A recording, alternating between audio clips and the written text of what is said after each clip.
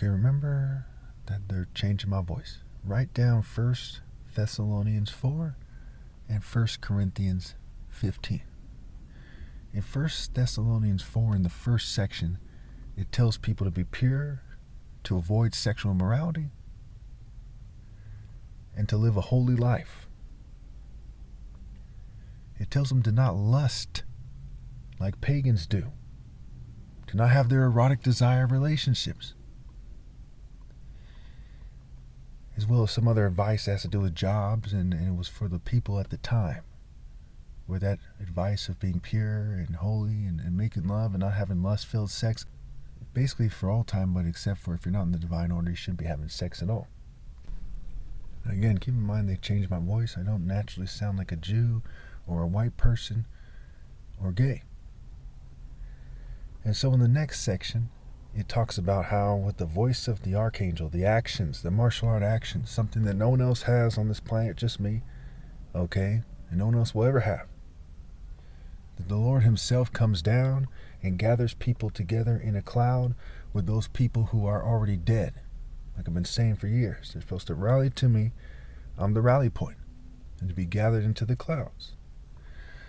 Now, when you see how immature the opposition view is, and the opposition view is a kind of confederacy, a grouping of views, right? It's Democrats, Republicans, Libertarians, it's Catholics, it's Protestants, it's Jews, it's Muslims, it's everything else, and they have representatives.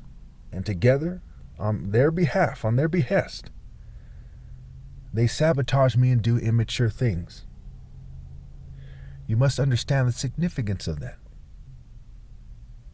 They're going to take that with them to eternity, and their offspring are going to have to live with that.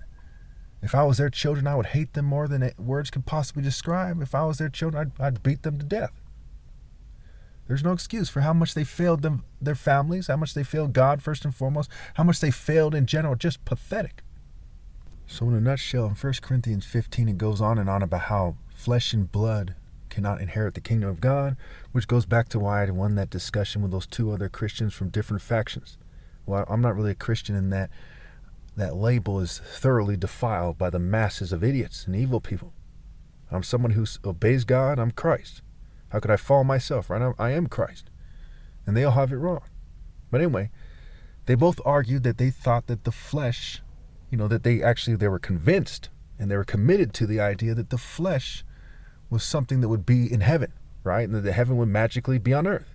But it says in 1 Corinthians 15, it goes on and on about how the perishable cannot inherit the imperishable. It goes on about the difference between heavenly bodies and earthly bodies. And it says that at the last trumpet, people will be changed, on the spot in order to enter the kingdom of God. Now, as you look at how much I struggled to talk about this, take this as an example of me triumphing over the English royals, the French royals, the European royals, the churches, the mosques, the synagogues, all nations, all religions, all cultures. As it says in Paul's letters, putting them beneath my feet. Because not only is there a huge gap between me and them, infinitely great, but they sunk to the level of making it harder for me to articulate myself, something I would never, ever, ever, ever, even as a child, ever dream of doing.